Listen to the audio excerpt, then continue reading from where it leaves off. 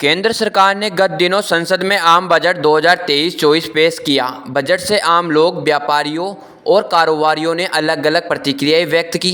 किसी ने बजट को देश हित में तो किसी ने बजट को सिर्फ चुनावी बजट बताया। खैर, ये बात तो हुई केंद्र सरकार की। अब बात करते हैं राज्य सरकार के बारे में। आगामी 10 फरवरी को राजस्थान विधानसभा का बजट पेश किया जाना है।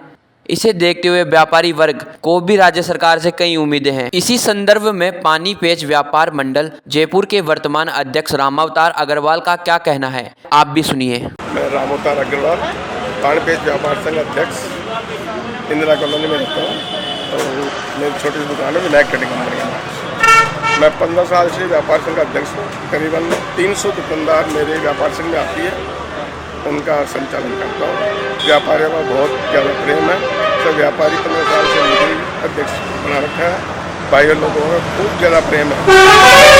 समस्याएँ भी व्यापारियों का भी आती है, लेकिन सब मिलजुल कर हम प्रशासन से ठीक करवा लेते हैं। कई दिनों में हमारे रोड की समस्या आई थी।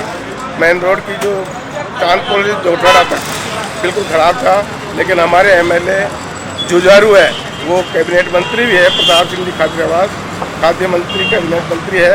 उन्होंने हमारे इस रोड को बिल्कुल ऐसा बना दिया चमाचम, और जो भी दिक्कत होती है हमारे व्यापार संघ के लिए वो हमेशा तैयार रहते हैं। अभी जो बजट आया उसमें 7 लाख तक की केंद्र सरकार ने जो छूट दी है वो बहुत ही सराहनीय है।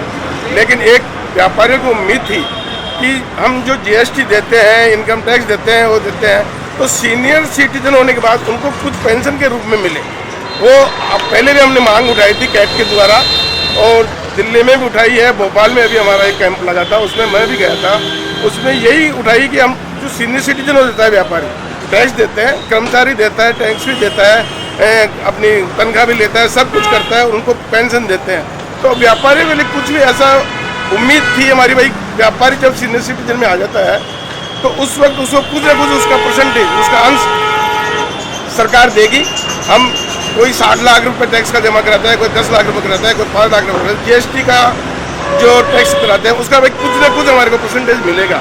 और व्यापारी अपने उस टाइम में, बुढ़ापे के टाइम में 60 साल के ऊपर उसको काम में ले सकेगा, तो ये सोचेगा कि मैंने जो टैक्स दिया गवर्नमेंट को उसका कुछ अंश मुझे मिल रहा है। लेकिन वो उम्मीद हमारी पूरी नहीं हुई। आगे सरकार ध्यान रखे, और राज्य सरकार से भी मैं तो यही उम्मीद करता हूँ। राज्य सरकार ने बहुत बढ़िया योजनाएं चलाई है।